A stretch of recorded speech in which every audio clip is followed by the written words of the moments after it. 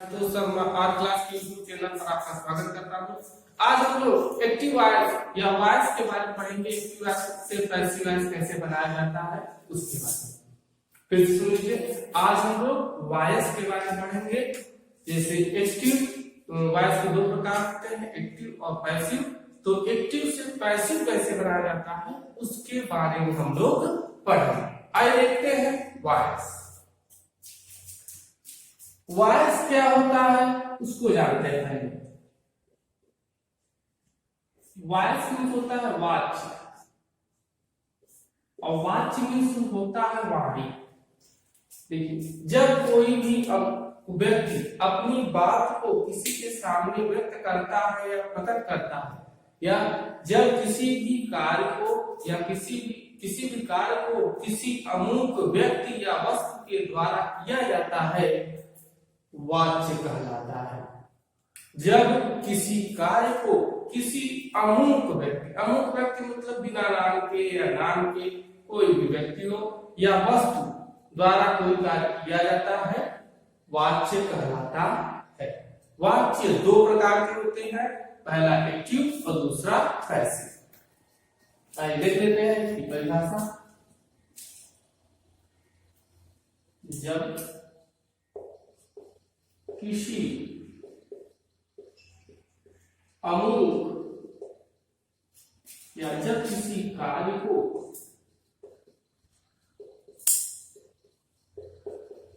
किसी अमूक व्यक्ति या वस्तु द्वारा किया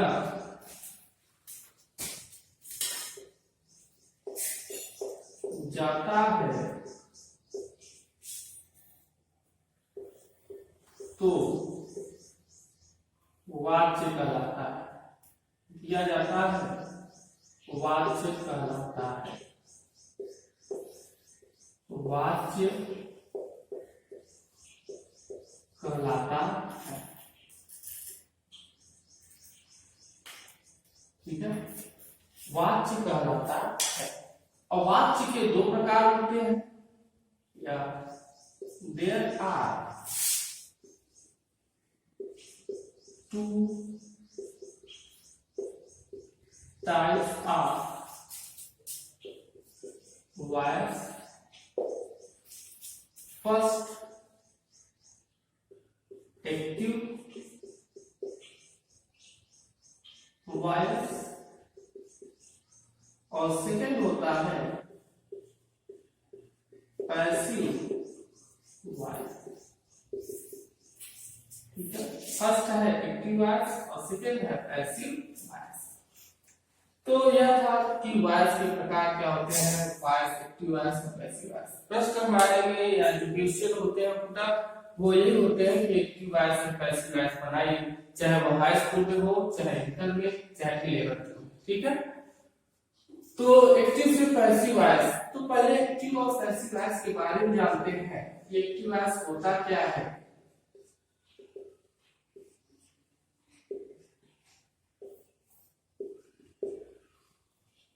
देखिए, जब किसी कार्य को किया जाए या जब कोई कार्य होता है और उसमें कर्ता प्रधान, जब किसी कार्य को किया जाए और उसमें कर्ता प्रधान होता है तो वाक्य आपका एक्टिव वॉइस कहलाता है। फिर से देखिए, ये sentence in which subject is the doer of the action is called active voice. ये sentence in which subject is a doer of the action is called an active voice। ऐसा वाक्य जिसमें कर्ता प्रधान होता है एक्टिव वॉइस कहलाता है। आइए देख लेते हैं इसकी परिभाषा है। ऐसा वाक्य जिसमें कर्ता प्रधान होता है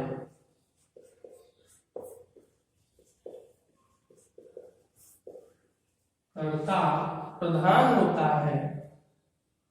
देखिए एक्टिव वॉइस को हिंदी में कहते हैं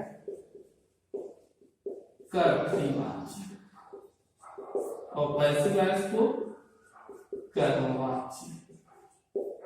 ठीक है, ध्यान दीजिएगा, एक्टिव वॉइस को कर्तृवाची और पैसिव वॉइस को कर्मवाची।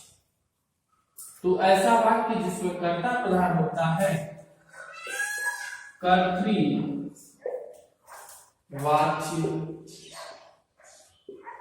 कहलाता है, कर्तृवाची कहलाता। तो इसकी इंग्लिश में भी परिभाषा, a sentence in which subject is a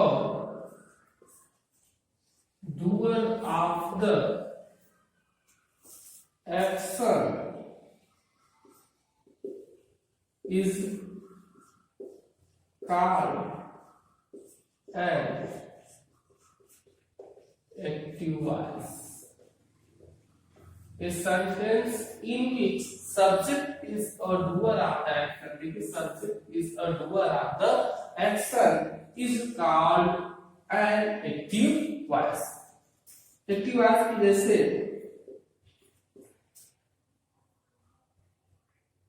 Ram eats vegetable, Ram सब्जियां खाता है, तो राम ईट्स वेजिटेबल। तो यह हो गया एक्टिव वॉइस के बारे में। ऐसा वाक्य जिसमें कर्ता प्रधान होता है कर्तृवाची कहलाता है।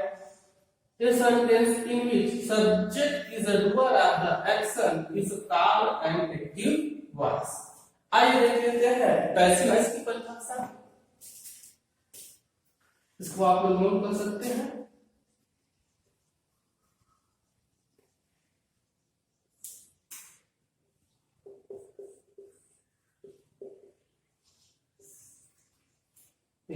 पैसिव वॉइस की परिभाषा क्या होती है कि ऐसा वाक्य जिसमें कर्ता प्रधान हो लेकिन कार्य कर्म के द्वारा किया जाए। कार्य किसके द्वारा किया जाए? कर्म के द्वारा किया जाए। A sentence in which subject is the doer, object is the doer, but doer of the action is called an passive voice. ऐसा वाक्य जिसमें कर्ता प्रधान हो लेकिन कार्य कर्म के द्वारा किया जाए क्या कहलाता है? पैसिव वॉइस कहलाता है। आइए लिख लेते हैं। ऐसा वाक्य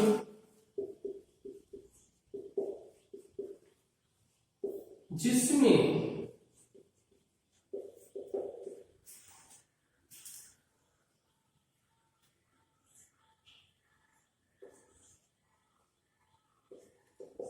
कर्ता प्रधान हो लेकिन कार्य कर्म के द्वारा किया जाए, कर्म के द्वारा किया जाए,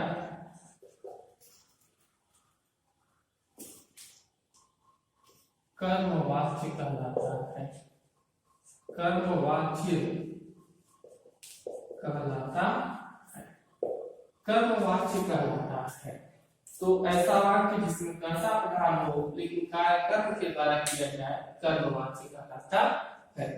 तो इसकी इंग्लिश में परिभाषा, a sentence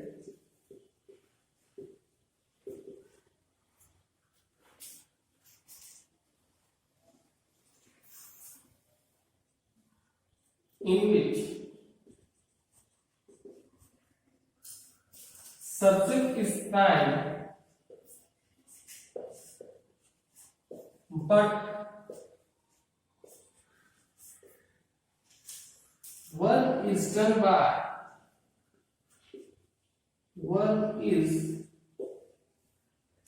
done by object is called an passive voice, is called an passive voice। तो ऐसा वाक्य जिसमें कर्ता प्रधान हो लेकिन कार्य कर्म के द्वारा किया जाए कर्म वाक्य कहलाता है।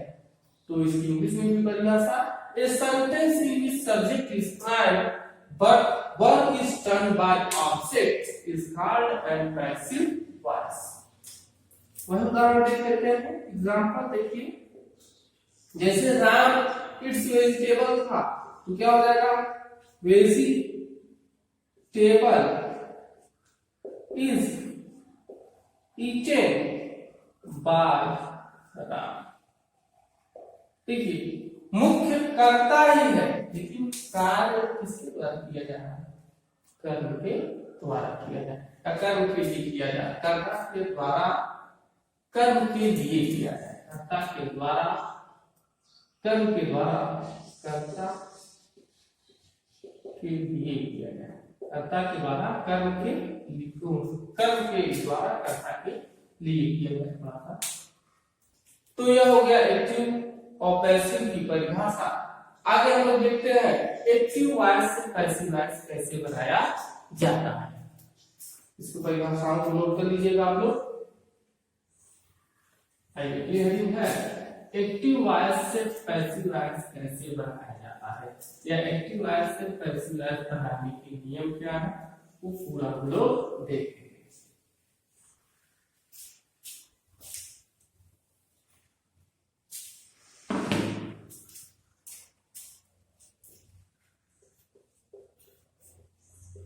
एक्टिव वॉइस से पैसिव वॉइस बनाना। देखिए जब कभी भी एक्टिव वॉइस से पैसिव वॉइस बनाना आए तो उसमें टेंस से संबंधित क्या परिवर्तन होते हैं उसको हम लोग देखेंगे कि सभी टेंसों में कैसे क्या परिवर्तन होता है, सहायक क्रियाओं में या मेन वर्ग में क्या परिवर्तन होता है, उसी को हम लोग अब देखेंगे। आइए देखते हैं। यहां देखिए जैसे एक्टिव वॉइस है और इधर हो गया पैसिव वॉइस।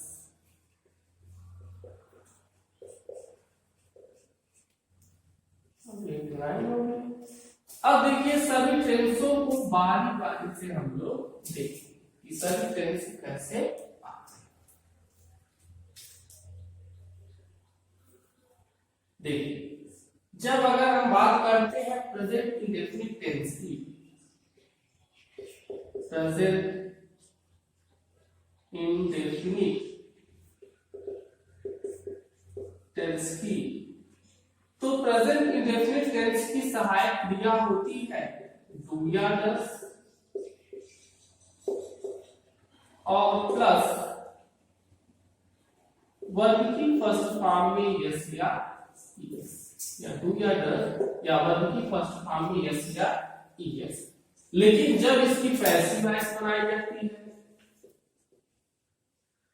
प्रेजेंट इंडेफिनिट, जब इसकी पैसिव वॉइस बनाई जाएगी तो सहायक क्रिया हो जाएगी इज आर एम और वर्ब का थर्ड फॉर्म, वर्ब का थर्ड फॉर्म। देखिए यहाँ पर वर्ब का फर्स्ट फॉर्म था, वहां पर वर्ब का थर्ड फॉर्म।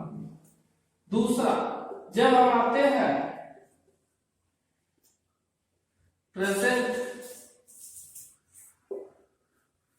कॉन्टिन्यूअस टेंस में,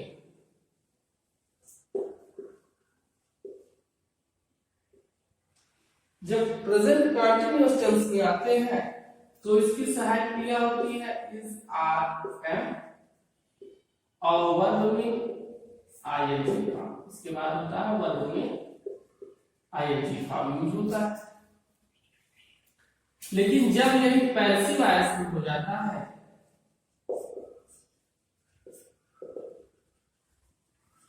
प्रेजेंट कंटीन्यूअस, तो ये हो जाता है इज आर एम, उसके बाद बीइंग, और बीइंग के बाद वर्ब का थर्ड फॉर्म होता है। क्या लग जाता है? बीइंग लग जाता है और उसके बाद वर्ब का थर्ड फॉर्म। ठीक है, थर्ड होता है present perfect tense. Present perfect tense की सहायक क्रिया होती है हैज या है और वर्ब का थर्ड फॉर्म। अगर पैसिव बनाते हैं तो प्रेजेंट परफेक्ट टेंस की सहायक क्रिया क्या है?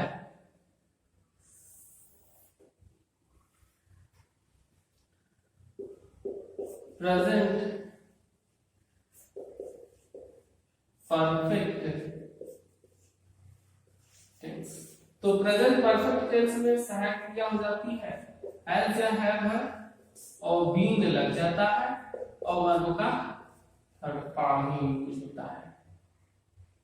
ठीक है, और प्रेजेंट परफेक्ट कंटीन्यूअस टेंस की पैसिव वॉइस नहीं बनाई जाती क्योंकि उसके पहली सहायक क्रिया का प्रयोग यहाँ पर किया गया है।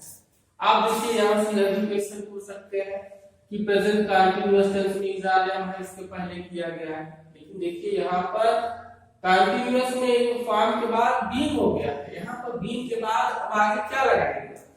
नहीं लग सकता कोई भी सहायक क्रिया, इसलिए उसकी पैसिव वॉइस नहीं बनाई जाती। फोर्थ होता है, अब आगे देखेंगे past. Past indefinite.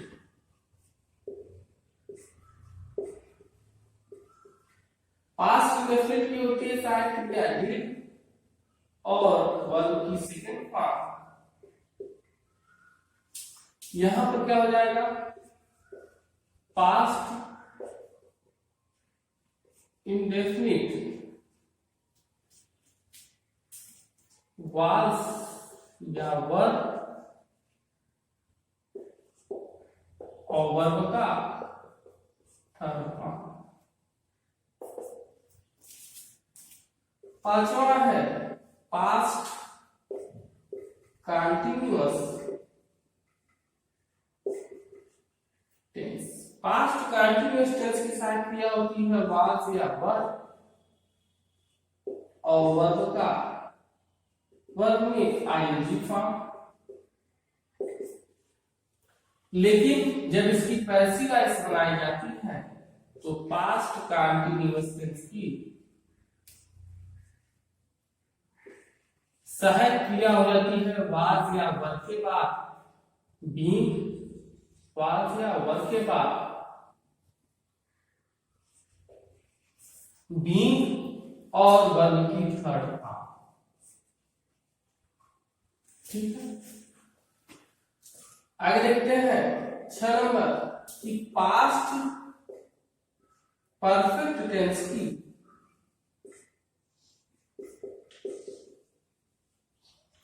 Past perfect tense की सहायक क्रिया होती है हैड और वर्ब का थर्ड फॉर्म। लेकिन आगे पास्ट परफेक्ट की passive voice, past perfect tense की पैसिव वॉइस क्या होती है? हैड बीन और वर्ब की थर्ड फॉर्म। वही चीज यहां भी पास्ट परफेक्ट कंटीन्यूअस टेंस की भी पैसिव वॉइस नहीं बनाई जाती। इसका हमने अभी आपको पहले बताया है क्यों नहीं बनाई जाती। 7वां फ्यूचर इंडेफिनिट टेंस।